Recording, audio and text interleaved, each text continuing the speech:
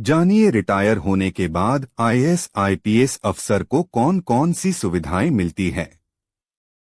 भारतीय प्रशासनिक सेवा आईएएस बनने का सपना देखते हैं, लेकिन कुछ ही लोग होते हैं जो अपनी कड़ी मेहनत और लगन से इस परीक्षा को पास कर पाते हैं। वैसे हर साल यूपीएससी परीक्षा में लाखों अभ्यर्थी शामिल होते हैं, लेकिन इनमें से केवल 80 से 90 उम्मीदवार ही प्रशासनिक सेवा के लिए चुने जाते हैं। यूपीएससी सिविल सेवा परीक्षा देश की सबसे कठिन परीक्षाओं में से एक है। इतना ही नहीं बल्कि प्रतिष्ठित सिविल सेवा में भाग लेने के लिए यह परीक्षा ही एकमात्र ही प्रवेश द्वार है। बता दें, जो लोग इस परीक्षा को पास कर लेते हैं उन्हें मान सम्मान और रुतबे के साथ कई सुविधाएं भी प्रदान होती है। एक आईएएस अधिकारी बनने के बाद तो व्यक्ति को बहुत सारी सुविधाएं प्रदान होती है, लेकिन क्या आप यह जानते हैं कि रिटायर होने के बाद एक आईएएस अधिकारी को क्या-क्या सुविधाएं प्रदान होती हैं?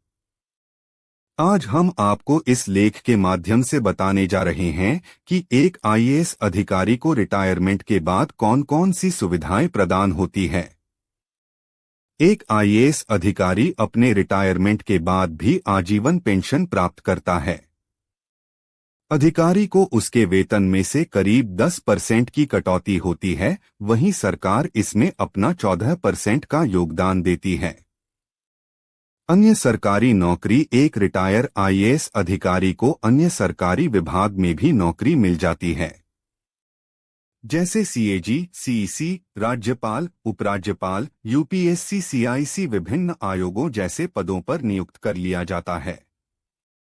हालांकि यह पूरी तरह से ही रिटायर अधिकारी पर निर्भर होता है कि वह बाद में दोबारा से किसी सरकारी विभाग में नियुक्त होना चाहता है या नहीं। यदि वह चाहता है तो इनमें से किसी भी सरकारी विभाग में नौकरी प्राप्त कर सकता है। भरपूर मिलती है सिक्योरिटी। रिटायर हो चुके एक आईएएस अधिकारी का काम बहुत ही जोखिमपूर्ण होता है। ऐसे में उसे खास तरह की सुरक्षा प्रदान की जाती है। काम करने के दौरान यदि किसी अधिकारी की किसी व्यक्ति से दुश्मनी हो जाती है और उसे रिटायरमेंट के बाद खतरा महसूस होता है तो उसे सरकार की तरफ से सिक्योरिटी दी जा सकती है। आजीवन रहता है रुतबा।